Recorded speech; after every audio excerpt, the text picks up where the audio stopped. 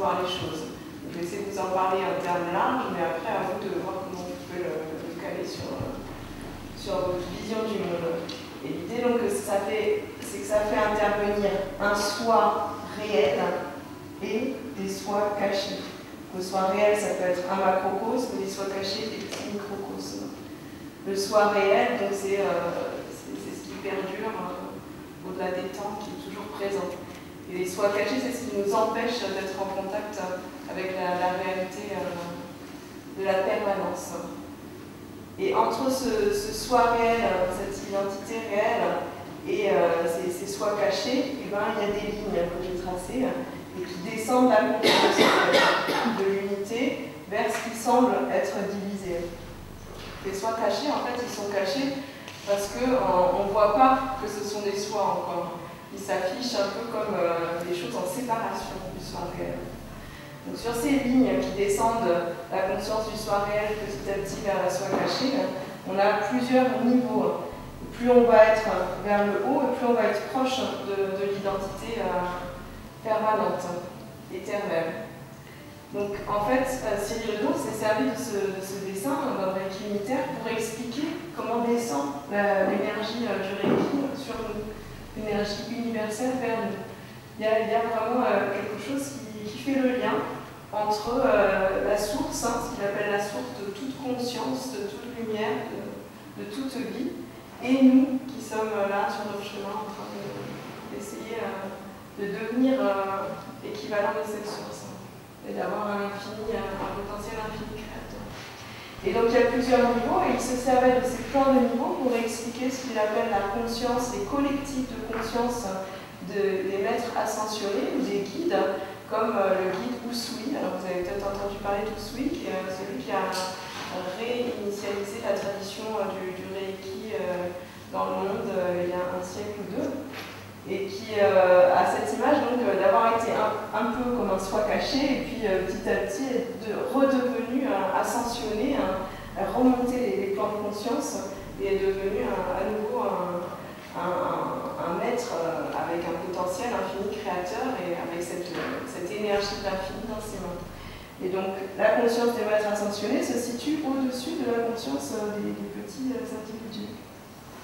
Et vous voyez donc plus on monte et plus on va pouvoir s'unir en fait entre nous. Là, quand on est ici, l'individu, qu'est-ce qu'il a comme vision de ce tout?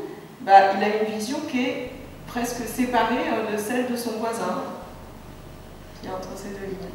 Mais si cet individu monte un peu en conscience, sa vision du tout qui se situe entre les deux polarités, dont je n'ai pas encore parlé, mais en fait ces deux polarités, elles représentent le soi réel.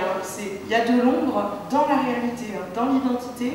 Persona et ombre, ça c'était des concepts jungiens, ils font partie vraiment de cette conscience éternelle. Ils sont nécessaires à l'expression du soi réel. Donc on descend depuis deux polarités qui en fait, entre les deux polarités, intègrent un infini de couleurs, d'arc-en-ciel, un arc-en-ciel de couleurs. Mais pour faire simple, on va dire, voilà, il y a deux polarités et je descends vers mon individu. Quand mon individu remonte petit à petit vers la source, vers cette conscience source, eh ben, il a une vision plus ou moins proche de celle que son voisin a de la source. Et plus il remonte en conscience, et plus sa conscience de la source va être proche de celle de son voisin. Vous voyez, donc là, on a vraiment des choses qui s'entrelacent. Et c'est pour ça qu'en fait, Cyril Redon disait, les maîtres ascensionnés, c'est ceux qui nous guident, c'est pas un individu, en fait, c'est une conscience qui est plus large, qui a atteint un niveau où elle s'est fondue avec d'autres consciences. Donc ça, c'était la façon, c'était le pourquoi du schéma chez Cyril Redon. Chez Yogi Bhajan, ce schéma, c'était pour expliquer la vision de notre psyché individuelle qui se prend souvent pour la psyché du monde, pour l'âme du monde. Et donc il disait, voilà, on doit monter, on doit remonter vers cette conscience-là. Alors que Cyril Redon expliquait plutôt que cette lumière de la source, elle peut descendre. Donc ça, c'est pour vous renvoyer sur le dessin de l'étoile de David, où on a un triangle vers le haut qui monte, qui est un peu cette énergie du yoga. Je suis un individu et je dois aller vers une conscience de l'infini créateur. Je dois m'élever. Alors que le Reiki, ça serait plus le triangle vers le bas. Je sais déjà, j'ai la foi en ces consciences ascensionnées et je sais qu'elles sont là pour me bénir. Je m'ouvre simplement à la grâce et la grâce descend vers moi. Donc on a en fait un peu les deux triangles. Et l'idée, en fait, c'est que, comme j'ai écrit dans le flyer, c'est quand on va un peu plus profondément, à la fois dans le chemin du yoga et dans le chemin du Reiki, on retrouve les deux triangles. Le yoga, c'est pas juste allez, je dois arriver et faire tout le travail tout seul pour aller vers la grâce. La grâce, elle va descendre aussi. Hein. Et c'est elle, avec elle, que je me fonds quand je chante mes mantras, par exemple. Hein. Dans le Kundalini Yoga, on travaille beaucoup physiquement, on se fait suer, on transpire, on se purifie sur une première partie. Et puis une deuxième partie du cours de notre pratique quotidienne, elle est toujours dédiée à des mantras, à la méditation, à un état d'esprit plus calme et plus réceptif à la grâce.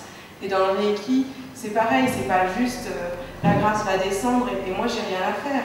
Quand on suit la formation de maîtrise de Reiki, on nous demande de faire tous les jours un travail d'envoi des énergies qu'on maintenant on peut capter vers la terre, vers d'autres personnes, vers notre alimentation, vers les plantes, etc.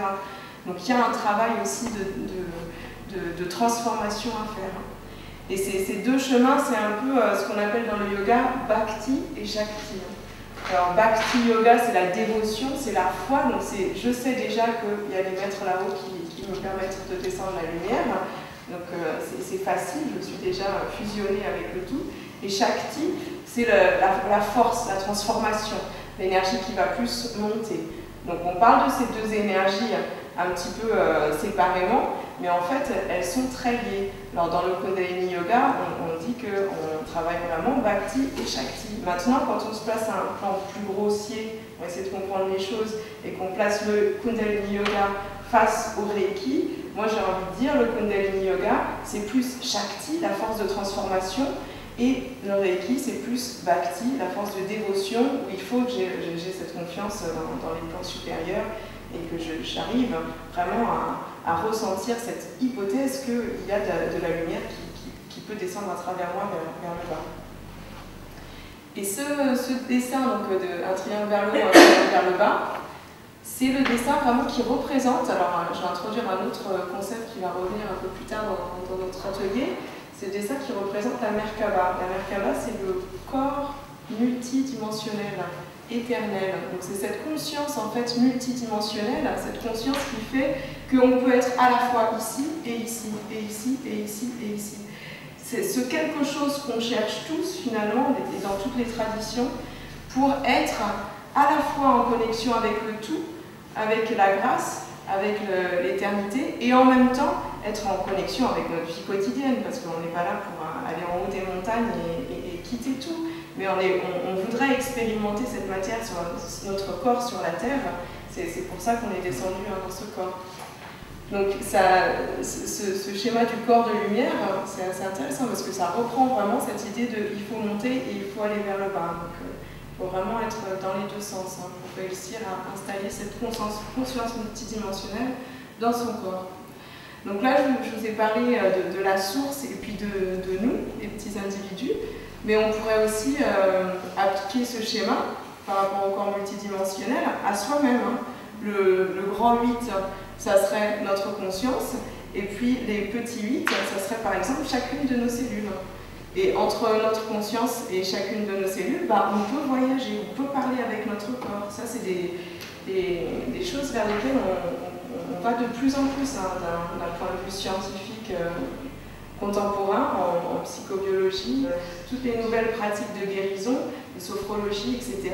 De plus en plus, on fait appel à la puissance de l'esprit qui va venir parler au corps.